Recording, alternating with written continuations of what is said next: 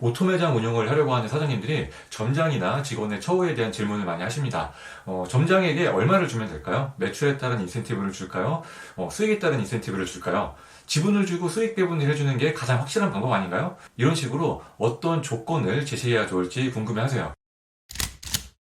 저도 사업 초창기에 점장을 비롯한 직원들 처우에 대한 고민을 많이 했었는데요.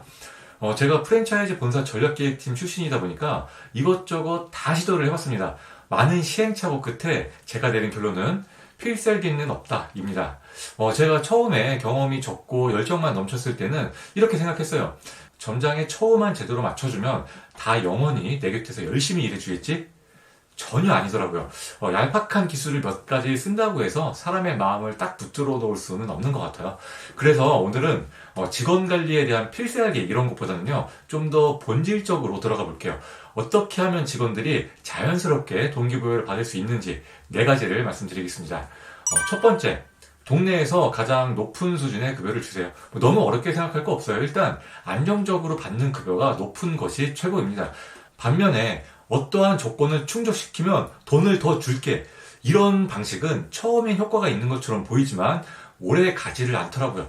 직원들이 몇십만 원 더 받으려고 열심히 일한다기보다는요, 원래 잘하던 직원은 계속 잘하고 원래 못하던 직원은 계속 못해요. 그런데 괜히 인센티브를 받다 안 받다 그러면 직원들이 섭섭해할 소지가 생기고 사장은 괜히 미안할 일이 생깁니다. 그런 것보다 그냥 안정적이고 높은 급여를 보장해 주는 게 깔끔합니다. 두 번째, 보상을 하려면 츤데레 같이 해주세요. 츤데레 아시죠? 남편이 아내 생일에 근사한 꽃다발을 사왔는데 오다가 주웠다. 그러면서 그냥 툭 주는 거. 이게 츤데레 같은 겁니다. 안정적인 급여를 보장해 주더라도 여유가 된다면 추가적인 보상을 해주는 것이 물론 좋아요. 그런데 거기에 조건을 달아서 네가 먼저 조건을 맞춰주면 나도 너 좋은 거 해줄게.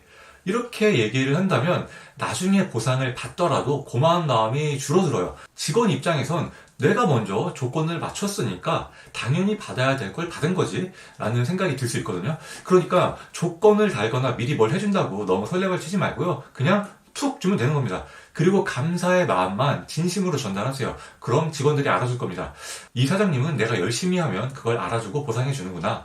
이 사장님은 사업이 잘 되면 알아서 베풀어 주는구나. 여러분도 어떤 방식으로 선물을 받을 때 가장 기분이 좋은지 한번 생각해 보시면 알 겁니다. 세 번째, 직원의 일에 의미를 부여해 주세요. 아무런 생각 없이 시간을 때우는 것과 내가 하는 일에 의미를 갖고 하는 것에는 많은 차이가 있습니다. 우리는 고객에게 음식을 파는 것이 아니고 행복한 추억을 제공하는 것이다. 이런 식의 의미를 주는 것도 괜찮지만 이런 건 사실 요즘 젊은 직원들은 공감하지 못할 수 있습니다. 요즘엔 개인주의적인 성향을 가진 직원들이 예전보다 훨씬 많거든요. 그래서 이 일이 나에게 어떠한 이득을 주는지에 대한 의미 부여가 필요합니다. 직원이 열심히 일을 했을 때 승진이나 급여 인상의 기회가 많이 있는지, 이 일이 직원의 인생에 도움이 될 만한 경험인지, 혹은 창업에 대한 꿈을 갖고 있는 직원이라면 이 일이 직원의 사업에 직접적인 도움이 될지, 뭐든지 좋습니다. 열심히 일했을 때 직원들 본인 인생에 도움이 돼야 돼요. 그렇지 않고 고객만을 위해서 최선을 다하라고 하는 건 아무래도 설득력이 떨어집니다. 네 번째, 좋은 사장이 되세요. 이게 뻔한 얘기 같은데 의외로 되게 어려운 얘기입니다. 우리 어렸을 때 이런 질문 많이 하잖아요. 이성을 잘 꼬시려면 어떻게 해야 되나요?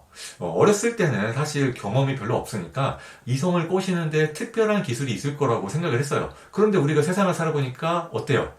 이성을 꼬시는데 무슨 기술이 필요해요? 내가 잘했으면 되잖아요. 성격 좋고 직업 좋고 돈 잘 벌고 자기 관리 잘해서 건강하고 몸매 탄탄하고 그럼 그냥 끝이죠. 아무런 기술이 필요 없어요. 반면에 내가 아무것도 없는 빈털터리인데 입만 사는 거예요. 그럼 상대방이 잠깐은 혹해서 사귈 수 있겠지만 그런 관계는 오래 못 가죠. 사장과 직원 관계도 마찬가지예요.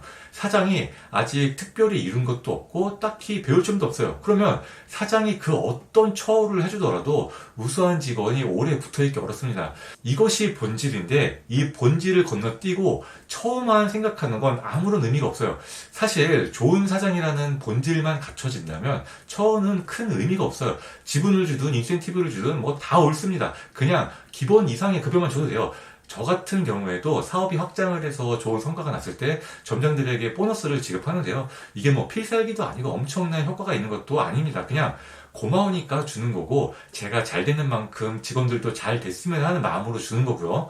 그냥 제 마음을 전달하는 작은 수단일 뿐이에요. 저는 그보다 본질을 채우기 위한 고민을 훨씬 더 많이 합니다. 어떻게 하면 더 매력적인 사장이 될까? 어떻게 하면 더 존경받을 수 있을까? 직원들이 나처럼 되고 싶다는 생각이 들게 하려면 어떻게 살아야 될까? 저도 아직 많이 부족한 사장이기 때문에 끊임없이 고민하고 노력할 따름입니다. 직원들에게 그냥 잘해주는 것과 좋은 사장이 되는 것은 완전히 다른 얘기예요. 연인 관계에서도 상대방이 아무리 나에게 지극정성을 다해봤자 그 사람이 빈털털이면 오래 갈 수 없습니다. 그게 현실이에요.